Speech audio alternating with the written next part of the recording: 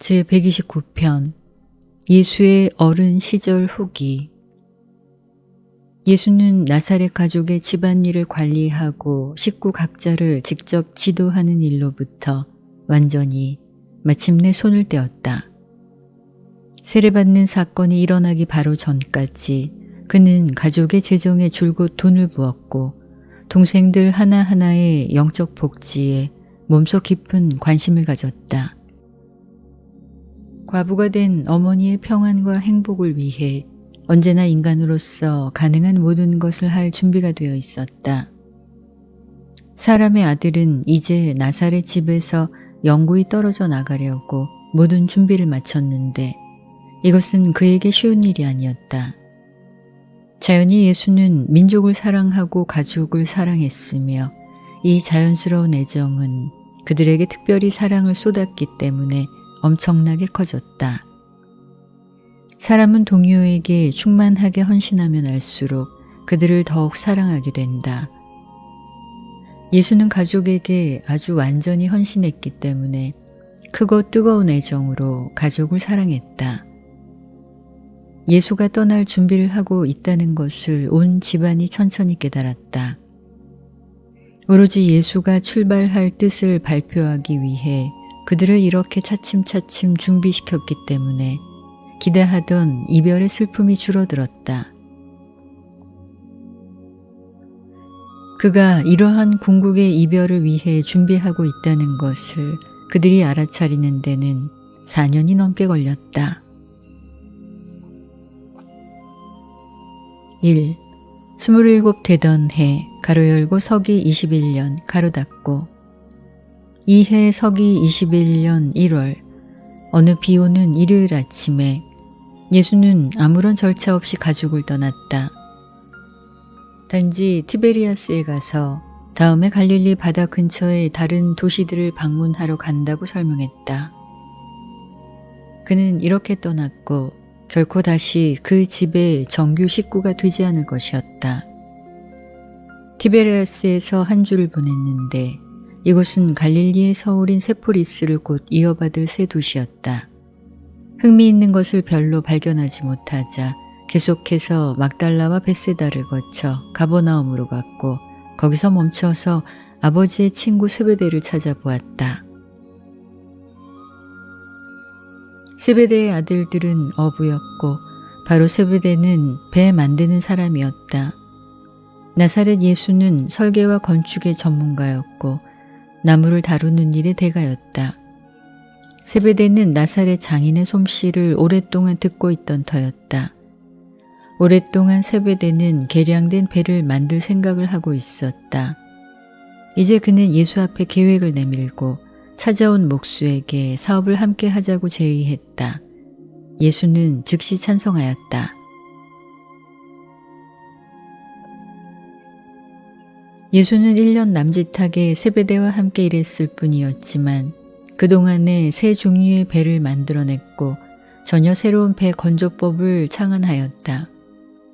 우수한 기술로 그리고 판자를 수증기로 조이는 크게 개량된 방법으로 예수와 세베대는 아주 우수한 종류의 배를 만들기 시작했는데 이 배는 옛날 종류보다 호수에서 돛을 달고 가기에 훨씬 더 안전했다. 몇 년 동안 세베대는 그의 작은 작업장이 감당할 수 있는 것보다 일이 더 많았고 이런 새 종류의 배를 만들어내고 있었다. 5년 안에 호수에 있는 거의 모든 배가 가버나움에 있는 세베대의 작업장에서 건조되었다. 예수는 이 새로운 배의 설계자로서 갈릴리의 어부들에게 잘 알려지게 되었다. 세베대는 얼만큼 부유한 사람이었다. 배 만드는 그의 작업장은 가버나움 남쪽 호수에 있었으며 집은 베세다의 고기잡이 본부 가까이 호숫가에 자리 잡고 있었다. 예수는 가버나움에서 머물렀던 이 해와 그 후에 세베대의 집에서 살았다. 그는 세상에서 오랫동안 혼자, 다시 말해서 아버지 없이 일했고 아버지의 동업자와 일하는 이 기간을 매우 즐겁게 보냈다. 세베대의 부인 살로메는 안나스의 친척이었다. 안나스는 한때 예루살렘에서 대사제였는데 아직도 사두개 집안에서 가장 영향력이 있었고 8년 전에야 자리에서 해임되었다. 살로메는 예수를 크게 칭찬하는 사람이 되었다. 자기의 아들들 야고보, 요한, 다윗처럼 그를 사랑했고 한편 네 딸은 예수를 오빠로 대접했다. 예수는 가끔 야고보, 요한, 다윗과 함께 고기를 잡으러 나갔다. 그들은 예수가 숙달된 조선공일 뿐 아니라 숙련된 어부인 것을 알았다. 이 해에 계속 예수는 달마다 야고보에게 돈을 보냈다. 10월에 마르다의 결혼식에 참석하려고 나사렛으로 돌아왔고 시몬과 유다의 쌍 결혼식을 올리기 바로 전에 돌아오기까지 2년이 넘도록 다시 나사렛에 있지 않았다. 이해 내내 예수는 배를 만들었고 사람들이 어떻게 땅에서 사는가 줄곧 지켜보았다. 가버나움이 다마스커스에서 남쪽으로 가는 직통 여행길에 놓여 있었기 때문에 그는 자주 카라반 정거장에 이야기하러 가곤 했다.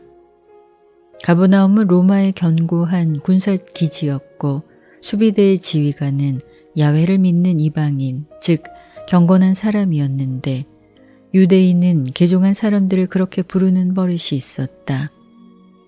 이 장교는 부유한 로마인 가족에 속했는데 가버나움에 아름다운 회당 짓는 일을 자진하여 떠맡았다. 예수가 세베대와 함께 살려고 오기 얼마 전에 그는 이 회당을 유대인들에게 기증했다. 예수는 이 해 동안 절반이 넘게 예배를 이 세 회당에서 인도했다. 어쩌다가 예배에 참석한 카라반 사람들 가운데 더러는 그가 나사렛에서 온 목수임을 기억했다. 세금을 물 때가 되었을 때 예수는 자신이 가버나움의 숙련 기술자라고 등록하였다. 이날부터 계속 땅에서 생명이 끝날 때까지 그는 가버나움의 거주자로 알려졌다. 결코 어떤 다른 법적 거주지를 주장하지 않았다.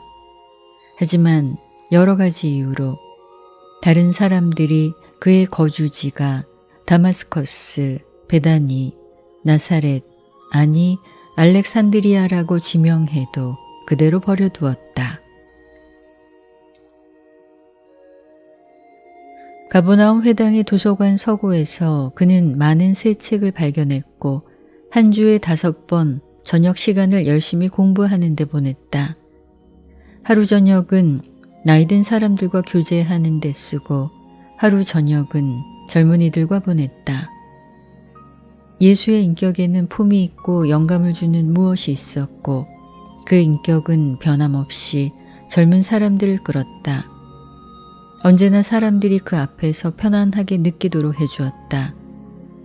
사람들과 잘 어울리는 비결은 아마도 그가 사람들이 무슨 일을 하는가 언제나 관심을 가졌고 묻지 않으면 사람들에게 충고하는 일이 드물었다는 이 2가지 사실에 있었다.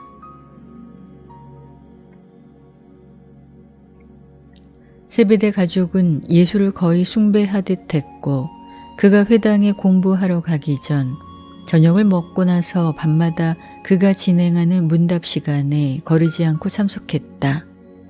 젊은 이웃 사람들도 이 저녁 식사 후 모임에 참석하려고 자주 들어왔다. 이 작은 모임에서 예수는 그들이 알아들을 수 있을 만큼 다채로운 상급 과정을 가르쳤다. 이들과 함께 아주 거리낌 없이 이야기했고 정치, 사회학, 과학, 철학에 대해서 그의 생각과 이상을 표현했다. 그러나 종교, 즉 사람과 하나님의 관계에 대해 토론할 때를 제외하고 감히 최종의 권한을 가지고 말하지 않았다.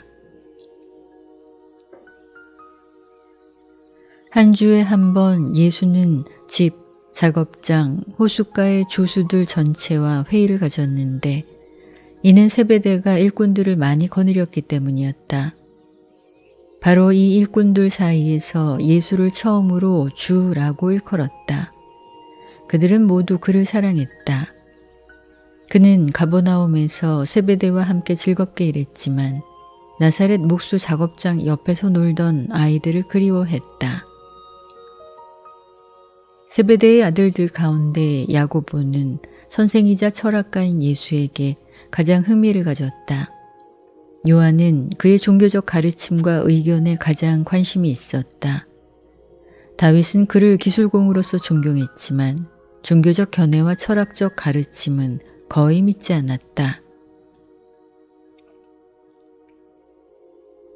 유다는 안식일에 예수가 회당에서 말씀하는 것을 들으려고 자주 건너왔고 남아서 함께 이야기하곤 했다. 맏형을 보면 볼수록 유다는 예수가 참으로 위대한 사람이라고 더욱 확신하게 되었다. 이해의 예수는 그의 인간 정신을 더욱 통솔하는 데 크게 발전했고 깃드는 생각 조절자와 의식하여 접촉하는 새로운 높은 수준에 이르렀다. 이 해는 안정된 생활을 누리는 마지막 해였다. 두 번 다시 그는 한 곳이나 한 가지 일에 한 해를 모두 보내지 않았다. 땅에서 순례할 날이 빨리 다가오고 있었다. 맹렬하게 활동하는 기간이 멀지 않았다. 그러나 단순했지만 맹렬히 활동하던 지난날의 생애와 더욱 격심하고 벅찬 대중봉사 기간 사이에 널리 여행하고 상당히 다양하게 개인적으로 활동하는 몇 해가 이제 사이에 끼려고 한다. 유란시아에서 자신을 수여하는 동안 인간 이후의 신다운 단계에서 완전하게 된 신이자 인간으로서 가르치고 전도하는 생애에 들어갈 수 있기 전에 이 땅의 사람으로서 훈련을 마쳐야 했다. 2. 28 되던 해 가로 열고 서기 22년 가로 닫고 서기 22년 3월 예수는 세베대와 가버나움을 떠났다. 예루살렘으로 가는 경비를 치르려고 그는 돈을 조금 요구했다. 세베대와 일하는 동안에 그는 돈을 조금만 인출해서 달마다 나사렛에 있는 가족에게 보내곤 했다. 한 달은 요셉이 돈을 받으려고 가버나움으로 왔고 다음 달에는 유다가 가버나움으로 와서 예수에게서 돈을 받아서 나사렛으로 가지고 가곤 했다. 유다의 고기잡이 본부는 가버나움 남쪽에서 몇 킬로미터밖에 되지 않았다. 세베대의 가족을 떠났을 때 예수는 6월절 때까지 예루살렘에 남아있기로 찬성했고 모두가 그 행사에 참석하기로 약속했다.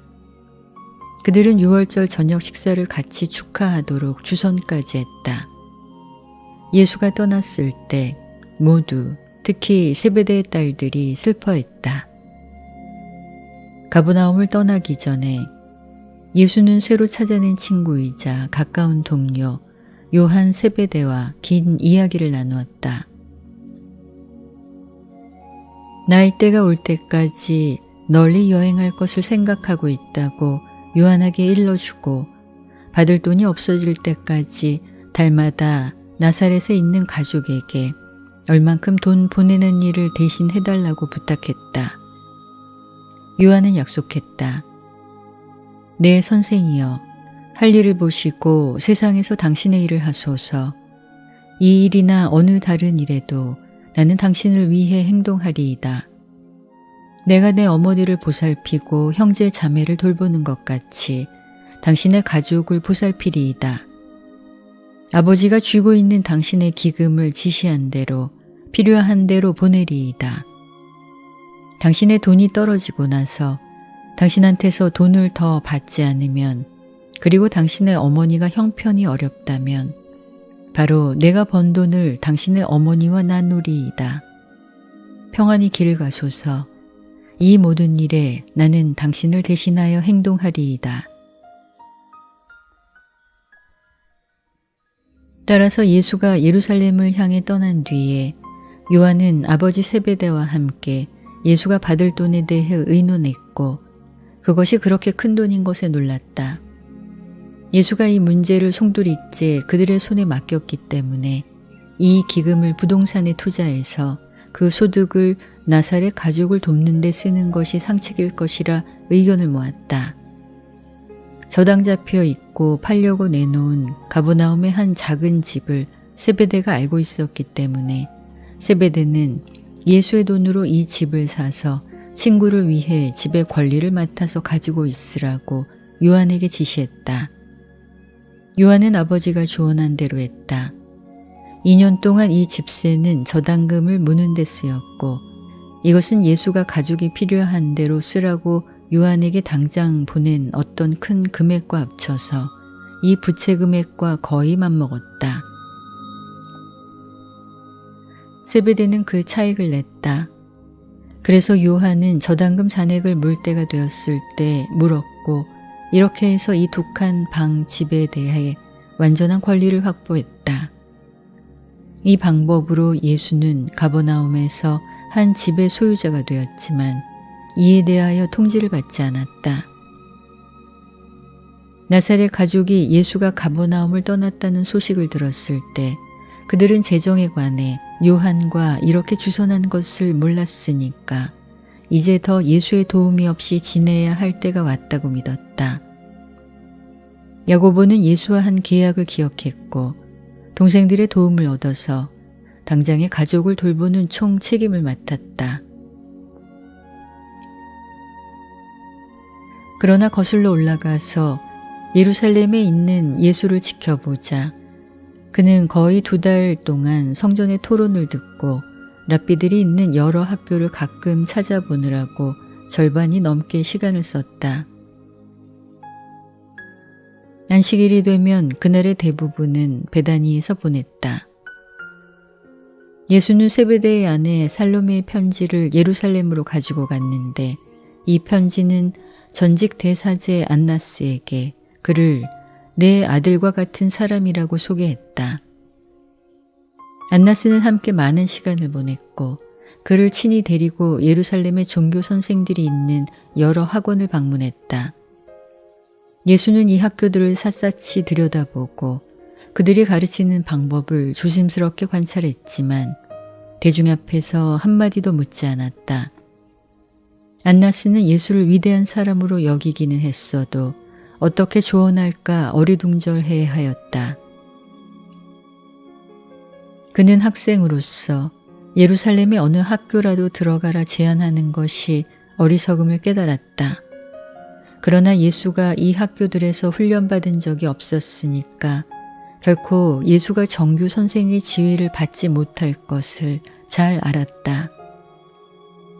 곧 6월절이 가까이 다가왔고 온 사방에서 군중과 함께 가버나움으로부터 세베대와 그 가족 모두 예루살렘에 도착했다. 그들은 모두 안나스의 너른 집에 멈추었고 거기서 하나의 행복한 가족으로서 6월절을 축하하였다. 이 6월절 주간이 끝나기 전에 겉보기에는 우연하게 예수는 부유한 어느 여행자와 그 아들 17살쯤 된 젊은이를 만났다. 이 여행자들은 인도에서 왔다. 로마와 지중해의 여러 다른 도시로 가는 길이었기 때문에 그들은 6월절에 예루살렘에 도착하도록 주선했다. 그들은 그 두 사람에게 통역하는 사람으로서 그리고 아들에게 가정교사로서 일할 수 있는 사람을 찾기를 희망했다. 그 아버지는 예수에게 함께 여행하자고 고집하였다. 예수는 자신의 가족에 대해서 이야기했다. 또 거의 2년 동안 떠나 있는 것이 도저히 공평하지 않고 그동안에 가족이 빈궁하게 될지 모른다고 말했다. 그러자 동양에서 온 이 여행자는 예수에게 1년 동안의 임금을 선불하겠다. 그러면 가족을 빈곤하지 않게 보호하기 위해 예수가 그러한 기금을 친구들에게 맡길 수 있다고 제안해 왔다. 예수는 그 여행을 하기로 찬성했다. 예수는 이 큰 돈을 세베대의 아들 요한에게 넘겼다. 너희는 요한이 가버나움 재산의 저당금을 청산하는데 이 돈을 어떻게 사용했는가 이야기를 들었다. 이 지중해 여행에 관해 예수는 세베대에게 완전히 속을 털어놓았지만 아무에게도 자신의 피와 살을 나눈 가족에게도 말하지 말라고 세베대에게 부탁했다. 세베대는 거의 2년에 걸치는 이 긴 세월 동안 예수가 어디 있는지 안다고 결코 밝히지 않았다. 이 여행에서 예수가 돌아오기 전에 나사렛 가족은 그가 죽은 것으로 거의 포기하다시피 하였다. 몇 번의 경우에 세베대가 아들 요한과 함께 나사렛까지 갔고 그들을 안심시킨 그의 말이 겨우 마리아의 가슴 속에서 계속 희망이 살아있게 했다. 이 기간에 나사렛 가족은 무척 잘 어울렸다. 유다는 자기의 몫을 상당히 늘렸고 결혼할 때까지 이 여분의 몫을 계속 냈다. 거의 도움이 필요 없었는데도 예수가 지시한 대로 달마다 마리아와 로색의 선물을 가지고 가는 것이 요한 세베대의 버릇이었다. 3. 29 되던 해 가로 열고 서기 23년 가로 닫고 예수가 29 되던 해 전부가 지중해 세계의 여행을 마치는 데 쓰였다. 이 체험담을 밝히도록 우리가 허락을 받은 한도까지 일어난 주요 사건들은 이 글을 바로 뒤에 있는 이야기들의 주제가 된다. 로마 세계를 둘러보는 이번 여행 동안 내내 여러 가지 이유로 예수는 다마스커스 서기관으로 알려졌다. 하지만 돌아오는 여행길에 고린도와 다른 여러 정박지에서 그는 유대인 가정교사로 알려졌다. 이때는 예수의 일생에서 파란만한 기간이었다. 이번 여행에 그는 동포 인간과 많이 접촉했으나 이 체험은 가족 누구에게도 사도들 중 아무에게도 결코 밝히지 않은 일생의 한 단계였다. 이렇게 널리 여행했다는 것을 아무도 알지 못한 채 예수는 육체를 입고 일생을 살다가 이 세상을 떠났다. 친구들 가운데 더러는 그가 다마스커스로 돌아갔다고, 더러는 그가 인도로 갔다고 생각했다. 가족은 그가 알렉산드리아에 있었다고 믿고 싶어 했다. 그가 부하잔이 될 목적으로 거기에 가도록 한번 초대받은 적이 있음을 알았기 때문이다.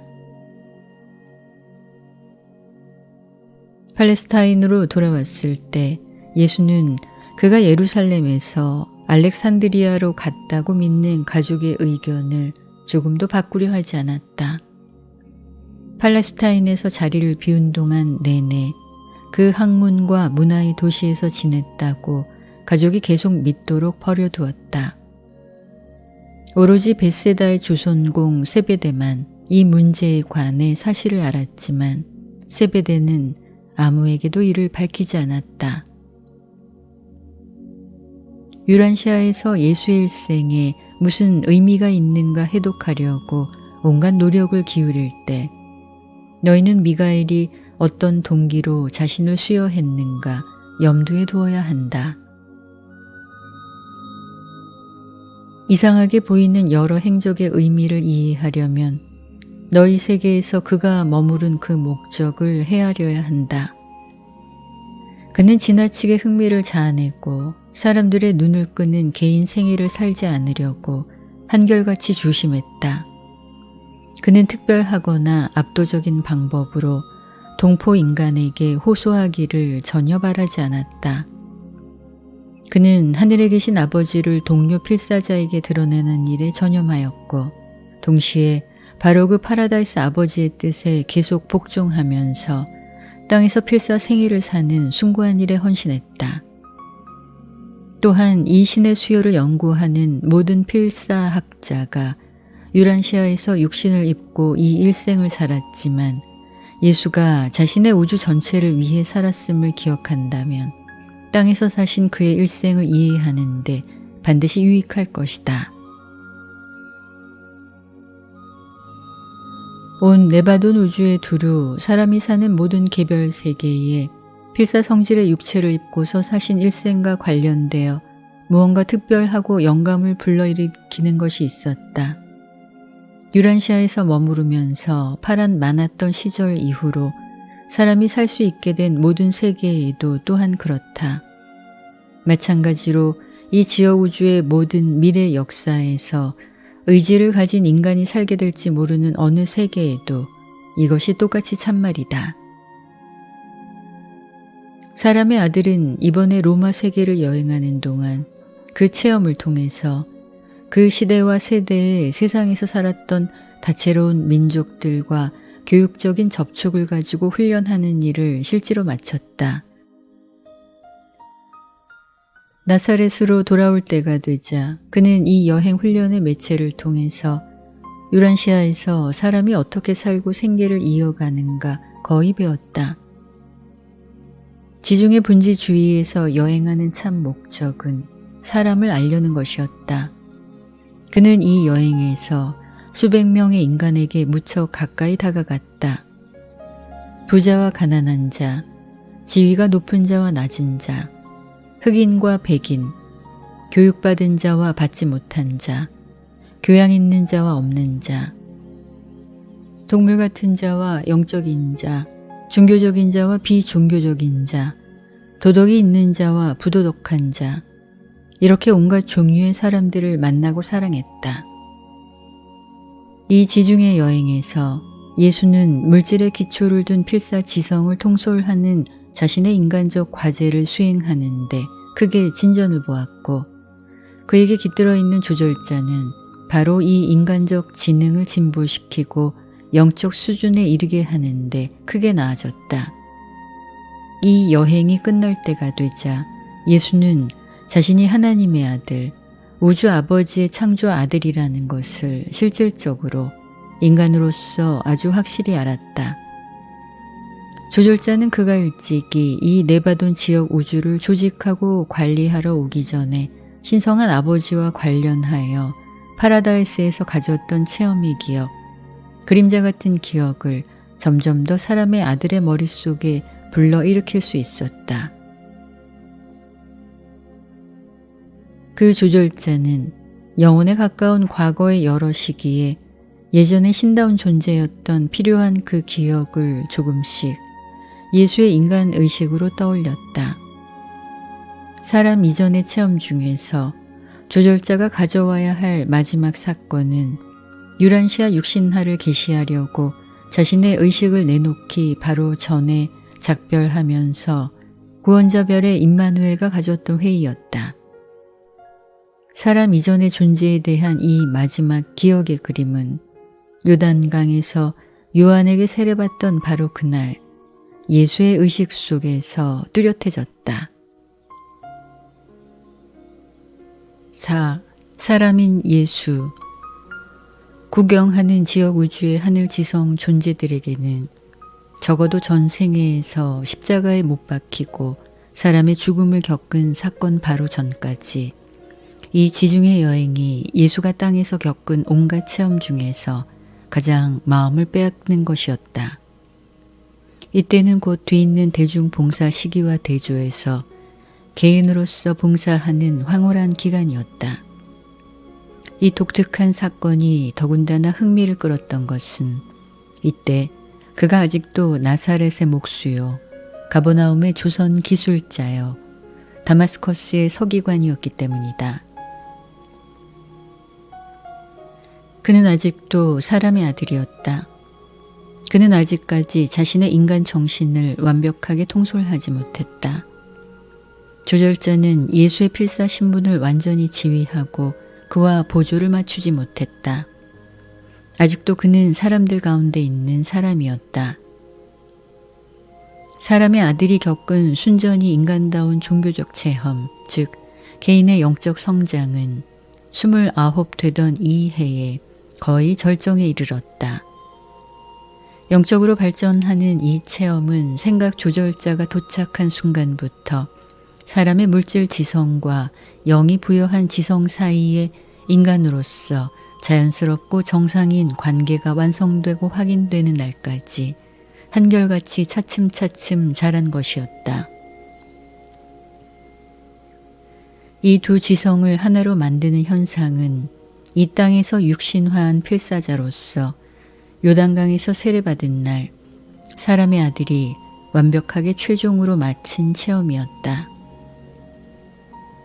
하늘에 계신 아버지와 정식으로 교통하는 시간이 많이 없었던 듯 보였지만 이 여러 해 동안 내내 그는 영으로 깃들어 계시는 파라다이스 아버지와 몸소 친교하는 더욱 효과 있는 방법을 통달하였다. 그는 육체를 입고서 진정한 인생, 충만한 인생, 그리고 참으로 정상이고 자연스럽고 평범한 인생을 살았다.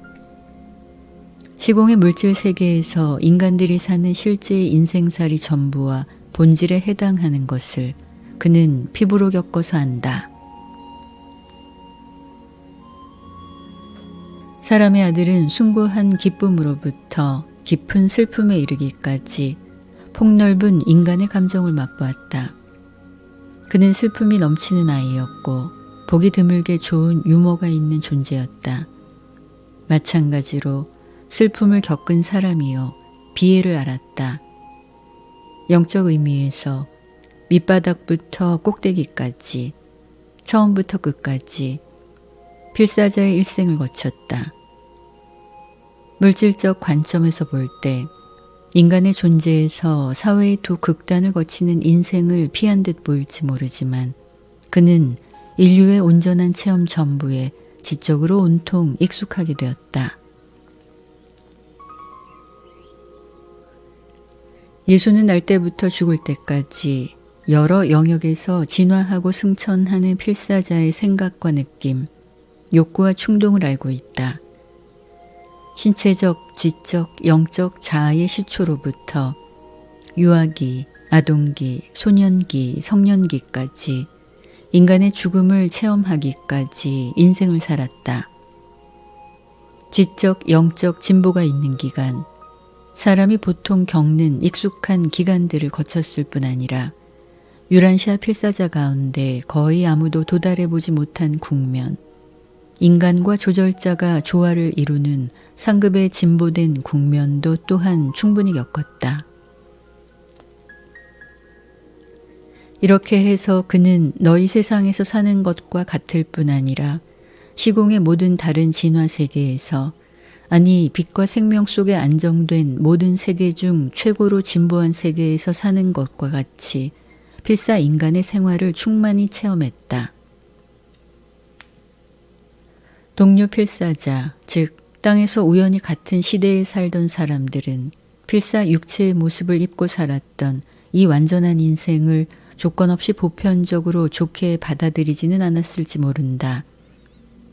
그래도 육체를 입고 유란시아에서 나사렛 예수가 산 일생은 바로 그 사람의 일생 동안 필사 인간에게 영원한 하나님을 충분히 계시했을 뿐 아니라 동시에 무한한 창조자가 흡족해 하기까지 완전하게 된 인격을 제시한 것이라고 우주 아버지로부터 완벽하고 조건 없는 승인을 받았다.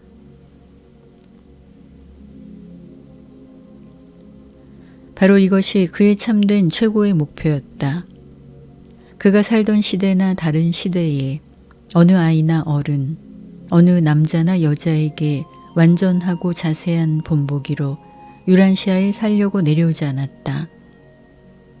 충만하고 풍부하고 아름답고 고귀한 그의 일생에서 더할 나위 없는 모범이 되고 신성하게 영감을 주는 많은 것을 참으로 실로 우리 모두가 발견할지 모른다. 그러나 이것은 그가 참된 일생, 진정하게 인간다운 일생을 살았기 때문이다. 예수는 모든 다른 인간이 모방할 본보기를 보여주려고 땅에서 일생을 살지 않았다. 그는 자비를 베풀어 육체를 입고 이 인생을 살았고 너희 모두가 땅에서 똑같이 자비를 베풀며 인생을 살 수 있다. 그 시절에 그가 당면한 그대로 필사 생애를 산 것 같이 그는 그렇게 함으로 이 시대에 또 우리가 처한 대로 일생을 살도록 우리 모두를 위하여 모범이 되었다. 너희는 예수의 일생을 살려는 꿈을 가져서는 안 되지만 그가 일생을 살았을 때 쓴 것과 같은 방법으로 너희의 일생을 살려고 결심할 수 있다. 예수는 이 지역 우주의 모든 세상에서 온 세월을 통하여 모든 필사자에게 엄밀하고 자세한 본보기가 아닐지 모른다. 그러나 초기에 올라가는 여러 세계로부터 온 우주를 거쳐서 계속하여 하보나를 통하고 파라다이스에 이르기까지 그는 모든 파라다이스 순례자에게 언제까지나 영감을 주는 사람이요 안내자이다. 예수는 사람으로부터 하나님께 이르기까지 부분적인 것으로부터 완전한 것으로, 땅에 있는 것으로부터 하늘에 있는 것으로, 시간 세계에서 영원까지 이르는 새로운 길, 생명의 길이다. 29살 되던 해가 저물 때까지 나사렛 예수는 육체를 입고 머무르는 자로서 필사자에게 요구되는 인생살이를 거의 마쳤다. 그는 사람에게 완전한 하나님을 명백히 보여주기 위해 땅에 오셨다. 이제 그는 거의 완전한 사람이 되어 하나님에게 명백하게 나타낼 기회를 기다리고 있다. 그리고 30살이 되기 전에 이 모두를 이루었다.